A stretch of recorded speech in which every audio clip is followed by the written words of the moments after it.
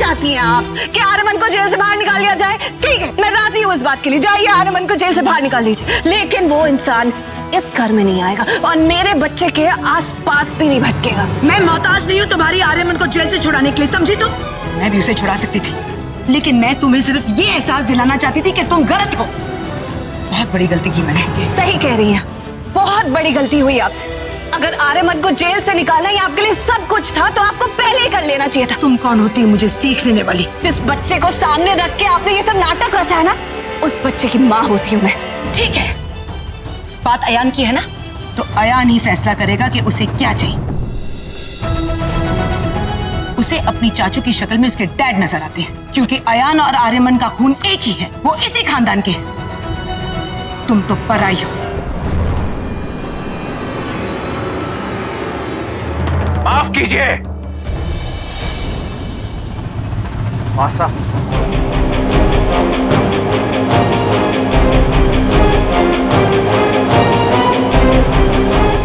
इस फोन का सच सुनने के बाद कोई उस आर्यमन से मारी पाखी की शादी करा के तो दिखा दे। मारे भांजे से 400 मीटर की दूरी तक भी अगर वो नजर आया तो तलवारें निकल आएंगे।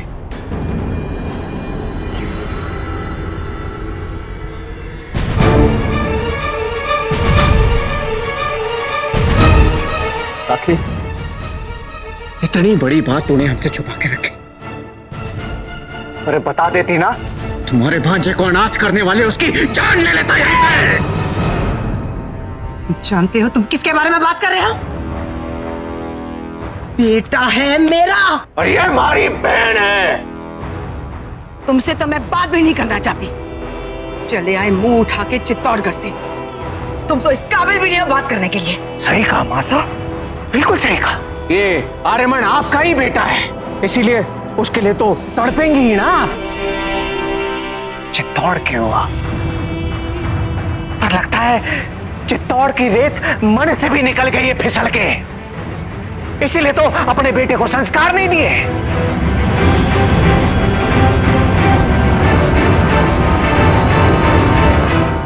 मेरा बच्चा, तुम इनकी बातों पर ध्यान नहीं देना। अच्छा, तुम्हें मालूम है ना चाचू से गलती हो गई, मालूम है ना मेरा बेटा? मेरा बहुत अच्छा बच्चा है। तुम जानते हो ना चाचू तुम्हें कितना प्यार करते हैं। तुम्हारा हेलीकॉप्टर ठीक किया था, तुम्हारे साथ साइकिल चलाते थे, तुम्हें कहानियां सुनाते थे, है ना मेरा बच्चा? है ना बेटा? तो ऐसे कर, अपनी मम्मा को बोल दे कि तुझे सिर्फ चाचू चाहिए अपने डैड के लिए। बोल दे मेरा बच्चा, बोल दे। क्या दादी, ये हेलीकॉप्टर ठीक करना, मेरे साथ साइकिलिंग करना, मुझे कहानियां सुनाना, ये तो कोई भी कर सकता है दादी।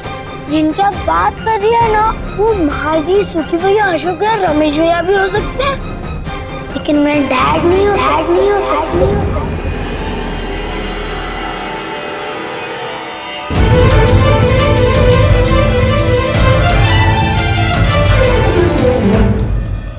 तू भी अपनी माँ की भाषा बोलने लगा है। ये सिखाया इसे तुमने?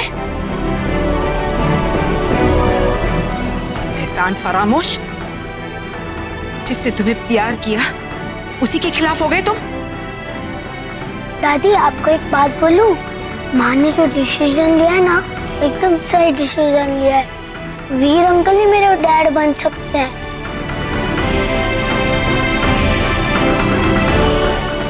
ये सिखाया था तुमने इसे? पाखी, तुम जिद में आके सब कुछ बर्बाद कर रही हो। बहुत गलत हो रहा है पाखी, बहुत गलत हो रहा है। तुम धोखेबाज हो, चालबाज हो, एहसान फरामोश हो। क्या माँ, कल तक जब आर्यमन से शादी के लिए हाँ की थी, तब तक तो मैं आपकी बहू ही नहीं, आपकी बेटी थी, आपके लिए सब कुछ थी। आज मैंने ना कर दिया तो मैं आपकी दुश्मन बन गई। आप तो हमेशा कहती थी कि बाकी तुम जो भी फैसला लेती हो सही लेती हो, आयान और इस घर के हित में लेती हो। तो इसका मतलब आयान को डैड की जरूरत, मुझे दूसरी शादी करने की जरूरत, इस घर को, बिजनेस को रखवाले की जरूरत, ये सब झूठ था। शुरू से इस घर की और आपकी जरूरत सिर्फ एक थी, और वो थी आर्यमन को जेल से यहाँ लाना, है ना माँ? इसका मतलब आपने ये सारा खेल खेला। आप सिर्फ आर्यमन को जेल से छुड़ाना चाहते थे, और ये सिर्फ तभी हो सकता था जब मैं मान जाऊं।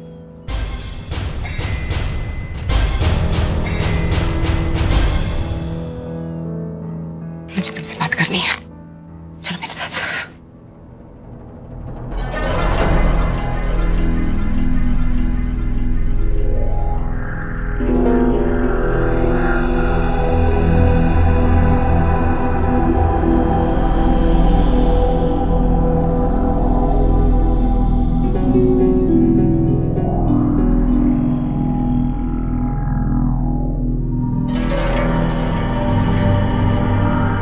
ये सब उसकी चाल है, देखा तुमने कैसी अकड़ है? ये सब उसने अपनी बात मनवाने के लिए किया है। पता नहीं उसे आर्यमन से क्या दुश्मनी है कि उसे वो जेल से नहीं छुड़ाना चाहती। तुम शादी के लिए हाँ मत करना, बस तुम शादी के लिए राजी मत होना। तुम साफ इनकार कर देना, फिर मैं देखती हूँ कि वो अयान के लिए डैड कहां से ढूंढेगी। उसे झक मार के आर्यमन से शादी करनी पड़ेगी। तुम समझ रहे हो ना, सुन रहे हो ना मैं क्या कह रही हूँ? मेरे बेटे को घर नहीं आने देंगी, मेरे बेटे को जेल में रखेगी। हाँ, आपने आर्यमन की सच्चाई मुझे क्यों नहीं बताई बुआ?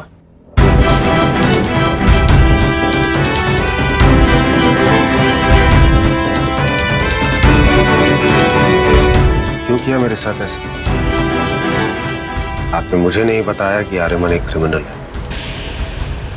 आपने मुझे ये नहीं बताया कि अयान की किडनैपिंग में उसी का हाथ था। आपने मुझे ये भी नहीं बताया कि अंशुमान की मौत का जिम्मेदार वो है। क्योंकि आपने ऐसा हुआ? मैंने ये जरूरी नहीं समझा, और वैसे भी ये सब जान के तुम क्या करते? तुम्हारा सिर्फ इतना काम है कि बाकी को आर्यमन के साथ शादी करने के लिए राजी कर दो, बस। क्या समझा था आपने मुझे? अपने इशारों पे नाचने वाला गुलाम?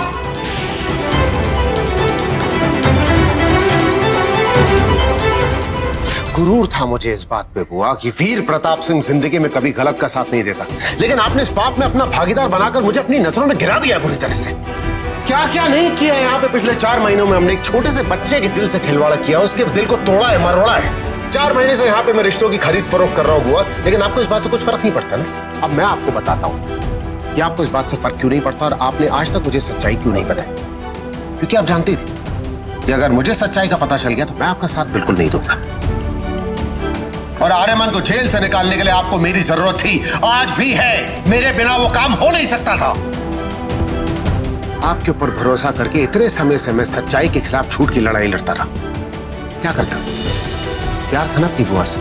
मैंने कोई इन्वेस्टिगेशन नहीं की, कोई छानबीन नहीं की, क्योंकि मुझे लगता था कि एक बेटे के प्यार में पागल एक माँ और अपनी बहू को अपनी बेटी से ज्यादा बढ़कर समझने वाली औरत के मन में खोट नहीं होगा। But I was so wrong, it was a mistake. समझ मुझे उस दिन जाना चाहिए था जिस दिन अपने बेटे के लिए आपने अपनी बेटी तक का ख्याल नहीं किया। इनकम टैक्स की जो रेट थी वो नकली थी। उसका पर्पस सिर्फ ये था कि पाखी को किसी तरह से प्रेशराइज किया जा सके और वो आर्यमन की मदद लेने के लिए तैयार हो जाए। और उस बारे में तुम्हें ना बताना ये बुआ का डिसीजन। जो औरत अपने बेटे के लिए अपनी बेटी के इमोशंस का ख्याल नहीं करती, मुझे सच्चाई क्यों बताएगी? आप अंधी हो चुकी है अपने बेटे के प्यार में। मैंने लावण्या को इसीलिए नहीं बताया था क्योंकि लावण्या मेरा खून है, उसे मुझ पर भरोसा है, और मैं जो कुछ करूंगी इस लड़की की भलाई के लिए करूंगी। वो पाखी नहीं है वीर, पाखी मेरी कुछ नहीं लगती, कुछ नहीं। सिर्फ एक ही बेटी है, सिर्फ एक, और वो है लावण्या। लगता नहीं है देख के बुआ, क्योंकि अपने स्वार्थ को पूरा करने के लिए तो आप अपनी बेटी की बलि चढ़ाने के लिए तैयार थे।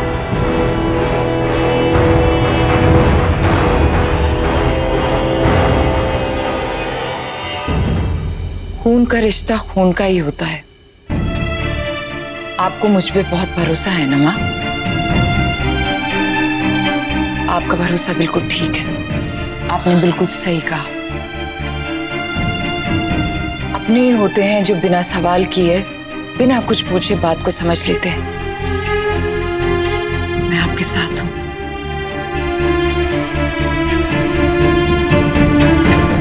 आर्यमन मेरा भाई है वीर। उसको जेल से रिहा करने के लिए मैं कुछ भी करने के लिए तैयार हूं।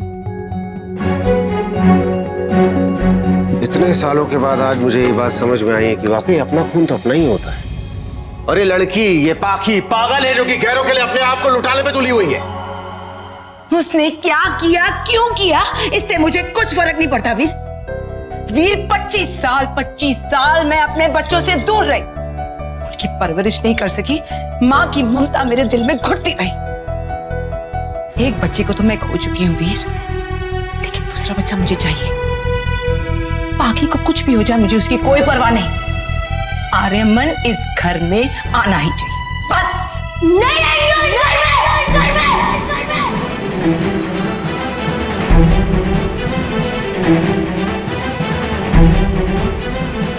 नानी माँ ने क्या कहा?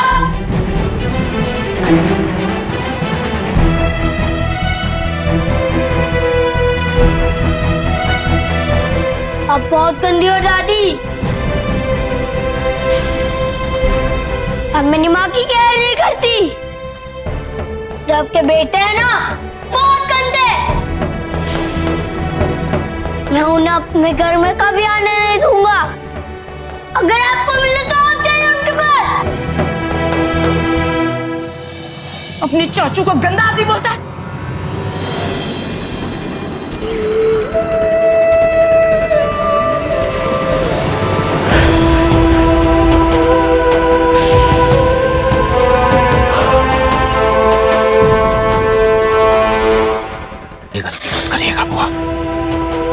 कम से कम मेरे सामने तो ये गलती बिल्कुल मत करना। अपने कपूत के प्यार में आप इतनी अंधी हो गई कि अपने मरे हुए बेटे की आंख के तारे के ऊपर हाथ उठाने जा रही हैं। शैतान के साथ रह के इंसान शैतान बन जाता है, मैंने सुना था बुआ। लेकिन एक शैतान के प्यार में मां शैतान बन जाती है, पहली बार देख रहा हूं मैं।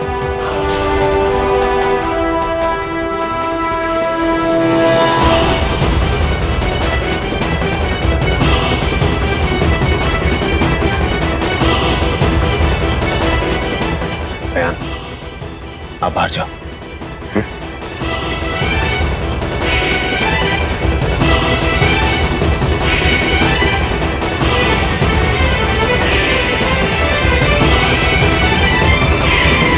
तुम कहां जा रहे हो वीर?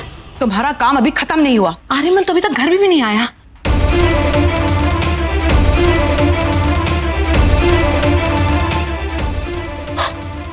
आपको अभी भी लगता है कि मैं आपका साथ दूंगा बुआ?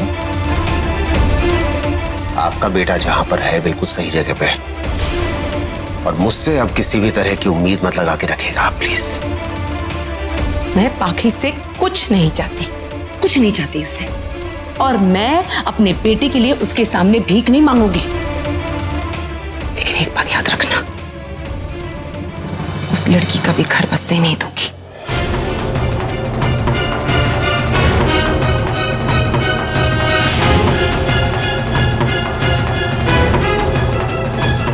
अब देखती हूँ कैसे समझाती है वो अपने बेटे को, जिसके दिल में हमने उसके डैड की इच्छा जगा दी। बस वीर, तुम शादी के लिए हाँ मत करना। तुम राजी मत होना वीर, तुम राजी मत होना।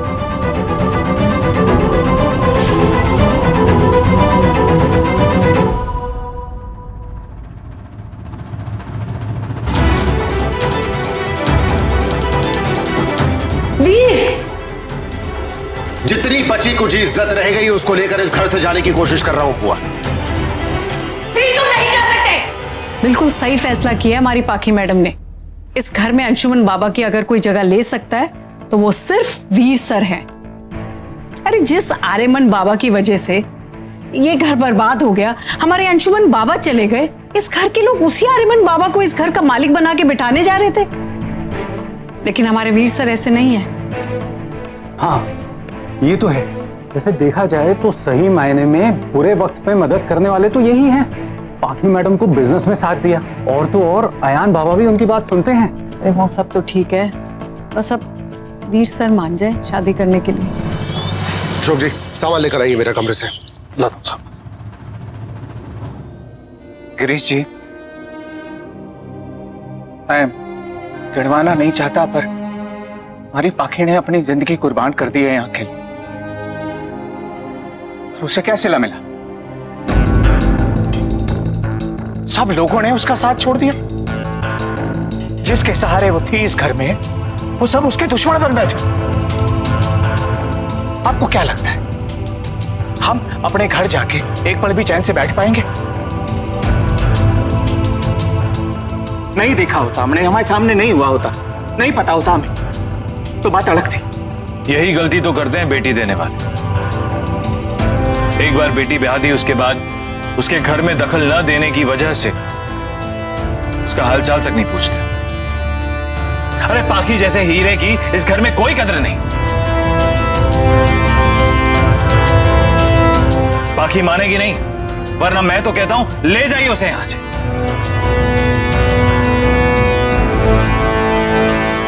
अरे जिस घर में मां की ममता ही मैली हो गई हो, उस घर में किसी और से क्या उम्मीद करनी? गिरीश,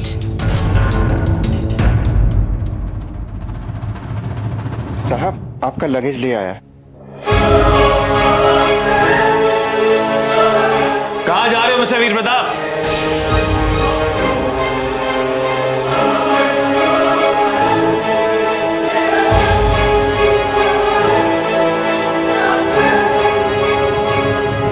ये जो पाखी की जिंदगी में हलचल पैदा हुई है तुम्हारी चालाकी की वजह से, उसका तमाशा नहीं देखना तुम्हें?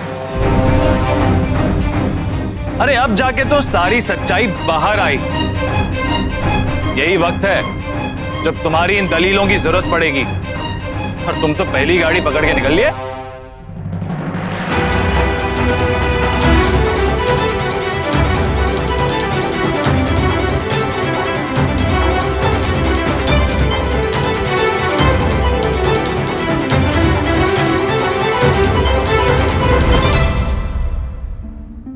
आपने ही कहा था ना कि माँ को एक फ्रेंड की जरूरत है, लाइफ पार्टनर की, और मुझे एक डैड की। मेरे और माँ के साथ अब कोई भी नहीं है।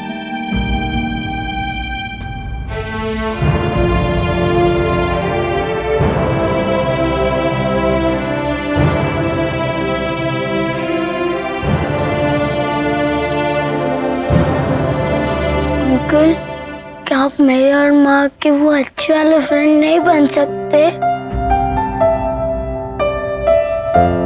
प्लीज आप मेरे डैड बन जाइए ना। प्लीज आप मेरे डैड बन जाइए ना। प्लीज आप मेरे डैड बन जाइए ना।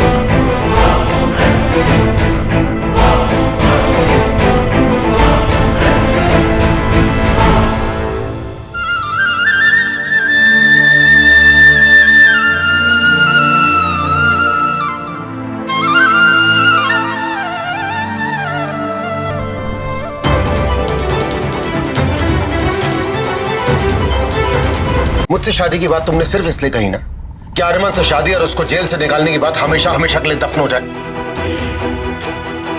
अगर मैं बाहर जाकर इस शादी के लिए हाँ बोल दूं, तो तुम्हें पता है कि क्या होगा? एक ऐसे इंसान पे जिसने हमेशा तुम्हारे खिलाफ चालें चली हैं, तुम्हें हराने की कोशिश की है, बहुत ज्यादा विश्वास नहीं कर रही हो तुम। डरो मत, तुमसे शादी करने के लिए मैं हाँ नहीं बोलने वाला। मैं जानता हूं कि बुआ का साथ देकर मैंने बहुत बड़ी गलती की है, और इस बात का कलंक मेरे माथे पे जिंदगी भर रहेगा कि मैंने सच्चाई के खिलाफ झूठ का साथ दिया। लेकिन तुमने क्या किया पाखी? अपने गले से एक परेशानी उतारने के लिए इतने लोगों की जिंदगी तुमने परेशानी में डाल दी। तुम्हें पता है नीचे क्या चल रहा है? तुम्हारे भाई और तुम्हारी भाभी गिड़गिड़ा रहे हैं गिरीश के सामने कि उनके जाने के बाद उनकी बहन का ख्याल कौन रखेगा। और मैं जानता हूं कि वो बात गिरीश से कर रहे हैं, लेकिन उम्मीद मुझसे लगाए बैठे। और वो बच्चा अयान हाथ पकड़ के मेरा कहता है कि क्या मैं उसका बाप बनने के लिए तैयार हूं। बाकी दिस इज नॉट डन। इतने सारे लोगों के दिलों में ये उम्मीद जगाकर तुमने ठीक नहीं किया। तुम्हें कोई हक नहीं था ये करने का। आर्यमन से शादी ना करने के हजारों और कारण हो सकते थे, मुझे क्यों घसीटा तुमने इसके अंदर? सच्चाई जानने के बाद, आज के बाद अगर तुम्हें या अयान को जिंदगी में कोई भी तकलीफ हो गई तो मेरा ज़मीर मुझे कभी माफ नहीं करेगा। लेकिन